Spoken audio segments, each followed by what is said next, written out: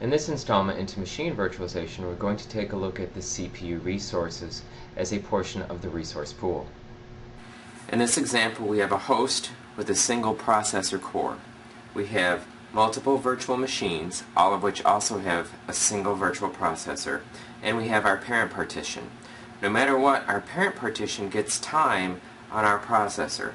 Our virtual machines also get time on our processor, but it works in a round-robin fashion. So first of all, this guy gets some time, and then this one gets some time, and then this one gets some time, and then this one gets some time.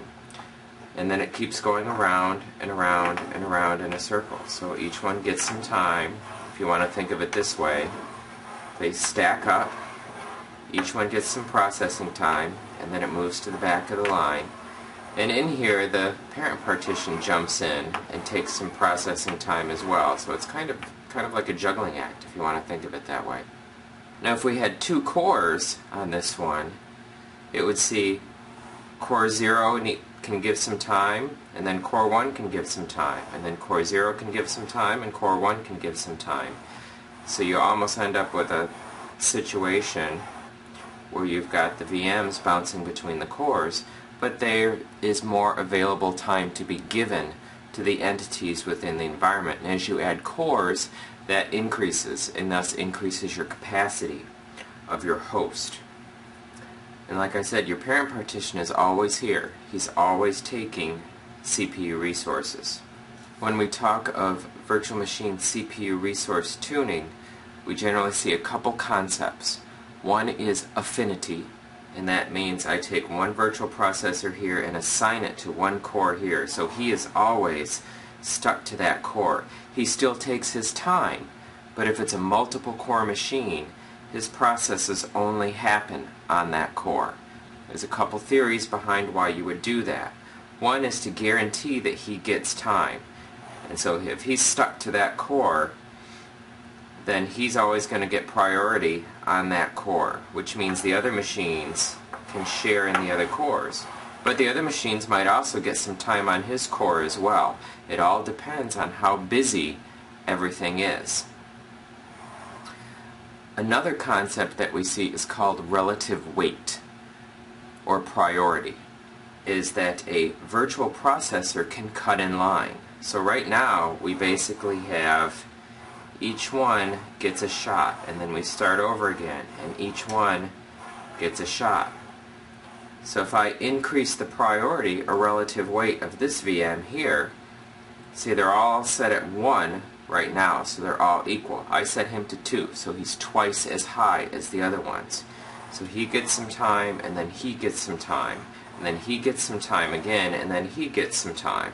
And then he gets some time again, and then he gets some time. And then he gets some time, and he gets some time.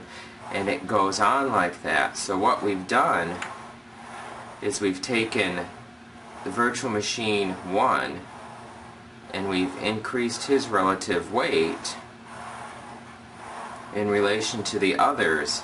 But what has happened to the others is these 3 end up getting less time of the CPU. He gets a lot more, he runs a lot better, and his processes run a lot faster. But the end result is these 3 have been knocked down in priority by increasing this 1, because there's only so much CPU resource. We can't make more CPU. We can tune how it happens in the environment, but this is something that has to be considered when you start playing in the pool of resources. Increasing 1 has the side effect of decreasing all the other ones. Also in virtualization, we always run into a very interesting case when we talk about terminal servers. Terminal servers are a special type of machine, and in this case I'm going to make a multi-virtual processor terminal server virtual machine. Like everybody else, he gets some time on the CPU stack. Each one of his processors gets time, just like we were talking about in the other example. But inside, he has processes. It's something I haven't mentioned yet, is within each of these machines is a full operating system. And like if you bring up Task Manager at your machine, you see that list of processes that are all spelled out there. Processes also have threads in them. So we have multiple levels to this. So inside here we have these processes, and these processes each get time on the virtual CPU just like each one of these guys gets time on the physical CPU. So these processes, they line up and they take their turn, but they only get to take a turn when we get some processing power. So we get some processing power, we cycle through some threads, we come back off. This guy gets some processing power, he cycles through some threads, and he comes back off. This guy gets some processing power, he cycles through some threads, and he comes back off. It's a little more detail of what's going on. Terminal servers get you into a situation where you have far more threads than you do on a regular application server. Any other application server like an IIS server or a SQL server or Exchange server, we pretty much dedicate it to that application.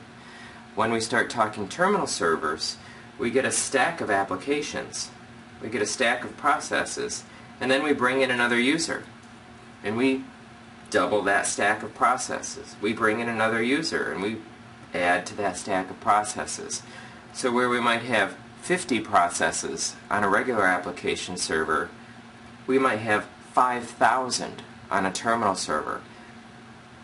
And switching between those individual processes within the operating system, that's what's referred to as context switching, because it's got to switch between all these different things. Like when you're working on a project and you get interrupted by the phone, you get interrupted by an email, you get interrupted by something else, that's your brain doing a context switch from this process over to this process.